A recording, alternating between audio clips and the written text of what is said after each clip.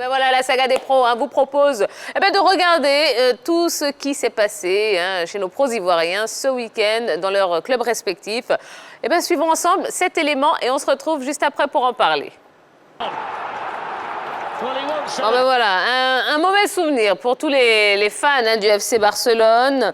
Alors, messieurs, que vous inspire ce match, le match de demain? Grand choc européen qui va enregistrer pour, je dirais, une première fois depuis de nombreuses années l'absence du leader incontesté de la formation Blaugrana, à savoir Lionel Messi. Aujourd'hui, la grosse question que tout le monde se pose du côté de l'Europe, comment va s'en sortir le FC Barcelone, surtout sans Messi, face à l'armada offensive du Bayern de Munich, qui a commencé, c'est vrai que le Bayern n'est pas en tête de son championnat, la Bundesliga, mais qui continue ses scores fleuves. Voilà, on sait que les Allemands sont très cliniques. C'est vrai que cette année, Koeman a une formation qui semble être beaucoup plus solide que l'année passée, compensant l'absence de Lionel Messi par, je dirais, une solidarité incroyable au niveau du jeu. Donc, ça sera forcément une rencontre spectaculaire et on s'attendait à avoir beaucoup de buts. Choc, comme il a dit, les deux équipes se sont rencontrées à 9 reprises. Là, demain, ce sera la 10e fois qu'ils s'affrontent. C'est vrai que l'avantage est en faveur de l'équipe du Bayern Munich qui a 6 victoires contre 2 pour le Barça et puis un match nul. On a le traumatisme encore du côté du FC Barcelone de ce 8-2. Ça reste encore dans les mémoires, dans les archives. Et on se demande bien évidemment comment l'équipe va aborder cette rencontre. Est-ce qu'on aborde cette rencontre dans un état d'esprit de revanche ou bien on le prend tout autrement? Ce sera aussi l'une des grandes questions qu'on se pose du côté du FC Barcelone. Mais qu'empêche, l'équipe du Bayern Munich reste toujours égale à elle-même. Sa philosophie, sa manière de jouer ne change pas et on espère qu'on va assister à une fabuleuse rencontre comme les matchs passés. D'accord. Alors, quelles sont les chances de ces deux équipes de prendre la tête de cette poule? Déjà, au tirage au sort, on voyait plus ces deux équipes-là finir aux 2 premières places qualificatives pour la suite de la compétition. Maintenant, qui finira premier? Tout de suite, je mets une pièce sur le Bayern de Munich, qui, à mon sens, est plus équilibré que l'équipe du FC Barcelone. Barcelone est en train de reconstruire une équipe. Moi, à l'arrivée de Koeman et surtout à l'arrivée du nouveau président qui voulait faire de Messi, je dirais, former l'équipe autour de Messi. Moi, je disais, pourquoi former ou pourquoi reconstruire une équipe autour de quelqu'un qui est plus vers la sortie? Déjà, avec ce projet que conduit Koeman actuellement et les autres joueurs qui sont arrivés, je pense que c'est encore plus équilibré. Maintenant, est-ce que ils sont suffisamment prêts, armés, pour affronter une équipe du Bayern de Munich qui, depuis des années, est vraiment à un niveau exceptionnel, même si le Bayern ne gagne pas souvent la Ligue des Champions, même s'ils ont gagné, mais bon, ces 2 dernières années, ils n'ont pas pu remporter, mais c'est sur des détails. Et je me dis que est-ce que le FC Barcelone est suffisamment armé pour pouvoir affronter cette équipe du Bayern de Munich? La réponse, ça sera demain. On verra qui pourra. Ça va nous donner des indications pour la suite de cette compétition, surtout pour le classement dans cette poule. D'accord. Jean-Philippe, vous pensez vraiment que le départ, ou du moins l'absence de Lionel Messi déséquilibre réellement cette équipe du FC Barcelone? Non, bien au contraire. Vous savez, généralement, quand vous avez une telle étoile dans votre équipe, tout le monde a tendance à vouloir jouer pour elle. Quand vous avez Messi sur le terrain, même quand certains joueurs sont en position de frappe, le premier réflexe qui leur vient à l'esprit, c'est d'essayer de trouver Lionel Messi. Voilà, c'était le catalyseur, c'était le leader de cette formation. Cette équipe de Barcelone aujourd'hui me rappelle un peu la formation d'Arsenal post-Thierry Henry, où des garçons comme Serge Fabregas ont pris leurs responsabilités et on avait retrouvé un tant soit peu l'esprit d'Arsenal. Parce qu'à un moment, Henry était devenu suffisamment grand pour cette formation, à telle enseigne que pendant toutes les rencontres, il était constamment recherché. Et ça déséquilibrait un peu le jeu d'Arsenal. C'est pareil aujourd'hui avec cette expansion du FC Barcelone. Vous avez des garçons qui sont arrivés et qui aujourd'hui sont en train de prendre petit à petit leur place au sein de cette équipe.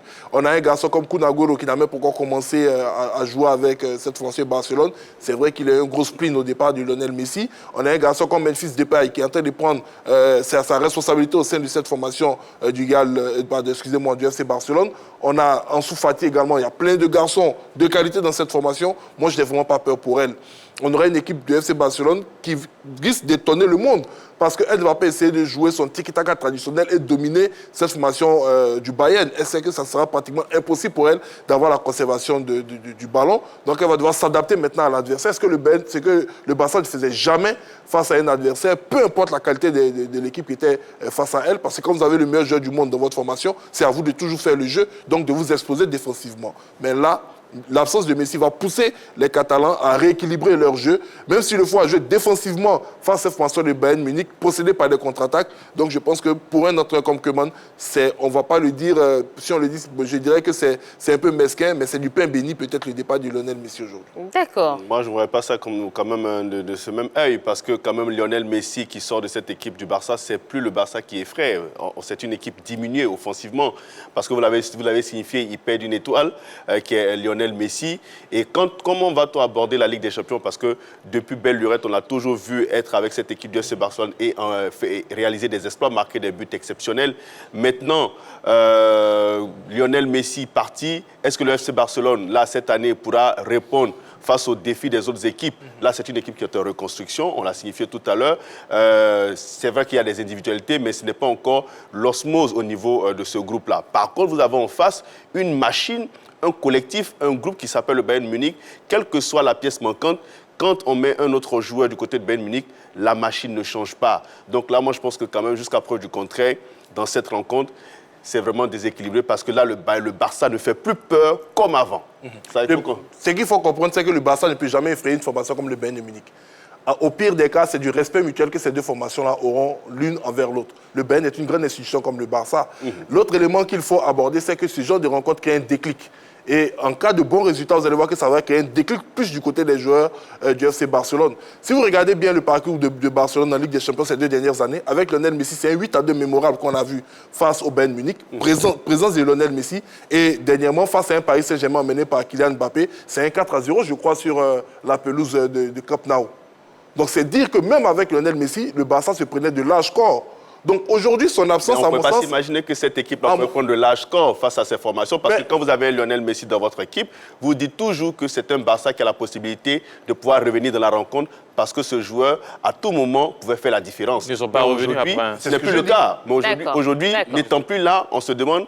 Mais si avec Lionel Messi, on a pu prendre 8-2, est-ce que si on Lionel Messi, on ne va pas prendre 10? On a un élément de réponse. Allez, rapidement. Non, il faut qu'on avance. Je termine, Tia. On a un élément de réponse dans... Oui, non, moins que ça même. On a un élément de réponse dans le début de saison du FC Barcelone. Personne ne pensait qu'ils allaient être là à lutter pour le titre avec l'absence de certains cadres. D'accord. Allez.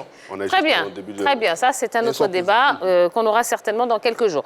On l'a dit, 8 matchs ouvriront donc cette manche de poule de cette nouvelle édition de l'UEFA Champions League. À part le très attendu Barça-Bayern prévu à 19h, on aura également dans le groupe E Dynamo Kiev face au Benfica. Dans le groupe F, à 16h45, les Young Boys face à Manchester United. Puis à 19h, Villarreal face à Atalanta. Dans le groupe G, à 16h45, le FC Séville face à Salzbourg. Et à 19h, Lille face à Wolfsburg. Et puis dans le groupe H, Malmö face à la Juventus et Chelsea face au Zénith Saint-Pétersbourg à 19h. Voilà, vous êtes au courant de tout. Allez,